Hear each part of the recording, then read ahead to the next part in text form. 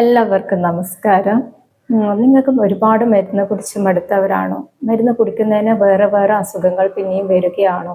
എങ്കിൽ തീർച്ചയായിട്ടും നിങ്ങൾക്ക് വേണ്ടുന്ന ഒരു ചികിത്സാ രീതിയാണ് അക്യുപഞ്ചർ എന്ന് പറയുന്നത്. കാരണം നിങ്ങൾക്ക് ഒരുപാട് മരുന്ന് കുടിച്ച് അത് മടുത്തിട്ടുണ്ടെങ്കിൽ, നിങ്ങൾക്ക് മരുന്നില്ലാത്ത ഒരു ചികിത്സ വേണമെന്നുണ്ടെങ്കിൽ തീർച്ചയായിട്ടും ഒരു അക്യുപഞ്ചറിസ്റ്റിൻ്റെ അടുക്ക പോയിട്ട് നിങ്ങൾക്ക് മരുന്നെല്ലാം സ്റ്റോപ്പ് ചെയ്തുകൊണ്ട് നിങ്ങളുടെ ജീവിതത്തിനെ മാറ്റാൻ വേണ്ടി പറ്റും.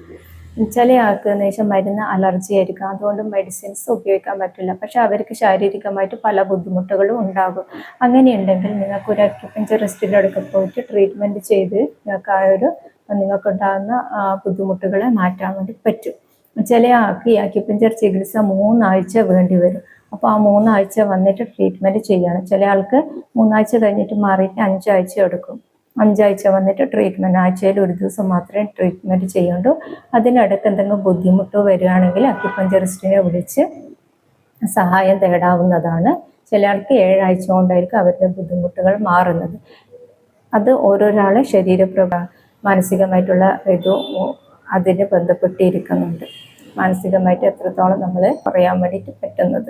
അതായത് ഈ അക്യുപഞ്ചർ എന്ന് പറഞ്ഞു കഴിഞ്ഞാൽ മരുന്നില്ലാത്ത ചികിത്സയാണ്. പിന്നെ ഏറ്റവും വലിയ പ്രത്യേകതയാണ് ഇതിൻ്റെ നമുക്ക് ഇഷ്ടപ്പെട്ട ഭക്ഷണം കഴിക്കുക എന്നുള്ളത്.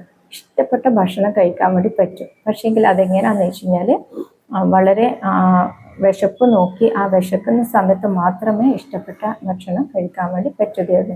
പക്ഷേങ്കിൽ എല്ലാവരും വിചാരിക്കുന്നത് ഇഷ്ടപ്പെട്ട ഭക്ഷണം കഴിക്കാമെന്ന് വെച്ച് കഴിഞ്ഞാൽ എപ്പോഴും ഒരുപാട് ഭക്ഷണം കഴിക്കുന്നതാണെന്ന് തെറ്റിദ്ധരിക്കാറുണ്ട്. അങ്ങനെയല്ല, വിശക്കുമ്പോൾ മാത്രമാണ് ഭക്ഷണം കഴിക്കേണ്ടത്. അത് ഇഷ്ടപ്പെട്ട നിങ്ങൾക്ക് ഏത് ഭക്ഷണമാണ് രുചികൾ ഇഷ്ടമാണോ, മധുരമൊക്കെ ഇഷ്ടമാണോ, അപ്പം മധുരമുള്ള ഭക്ഷണമൊക്കെ നിങ്ങൾക്ക് കഴിക്കാൻ വേണ്ടി പറ്റും. അതുപോലെ തന്നെയാണ് ദാഹിക്കുമ്പോൾ മാത്രം വെള്ളം കുടിക്കുക എന്നുള്ളത്. ദാഹിക്കുമ്പോൾ മാത്രം ശുദ്ധമായിട്ടുള്ള പച്ചവെള്ളം കുടിക്കുക.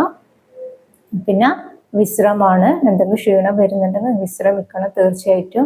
പിന്നെ അത് വെച്ചിട്ട് നമ്മൾ മരുന്നൊന്നും കുടിക്കുന്നില്ലല്ലോ എന്ന് വിചാരിച്ചിട്ട് റെസ്റ്റ് കൊടുക്കാണ്ടിരിക്കാൻ പാടില്ല. വിശ്രമം കിടക്കൽ മാത്രമൊന്നുമല്ല. ഇനി ഇരുന്ന് ജോലി ചെയ്യുന്നവരാണെങ്കിൽ അല്പ ക്ഷീണം വരുന്നുണ്ടെങ്കിൽ നടക്കുന്നവരാണെങ്കിൽ ഇരിക്കുമോ, അങ്ങനെ എന്താണ് നിങ്ങൾക്ക് തോന്നുന്നത് ഒരു 5 മിനിറ്റ് റെസ്റ്റ് കൊടുക്കാൻ, അങ്ങനെ ശരീരത്തിന് റെസ്റ്റ് കൊടുക്കുക. അതുപോലെ തന്നെയാണ് ഉറക്കം എന്നുള്ളത്. രാത്രി 9 മണിക്ക് ശേഷം നമ്മൾ ഉറങ്ങേണ്ടതാണ്. സന്ധ്യക്ക് മുന്നേ ഭക്ഷണം കഴിച്ചു കഴിഞ്ഞാൽ രാത്രി 9 മണിക്കാണ് നമുക്ക് ഉറങ്ങാൻ വേണ്ടി പറ്റും. അപ്പോൾ അത്തരം കാര്യങ്ങൾ ശ്രദ്ധിച്ചുകൊണ്ട് രാവിലെ മോർണിംഗ് എണീച്ച് ബാക്കി ജോലികളൊക്കെ ചെയ്യുന്ന രീതിയിൽ നമ്മുടെ ജീവിതത്തെ മാറ്റിയാൽ, ഇതൊക്കെ വരുന്നത് ജീവിതശൈലി രോഗത്തിലൂടെയാണ്. എല്ലാം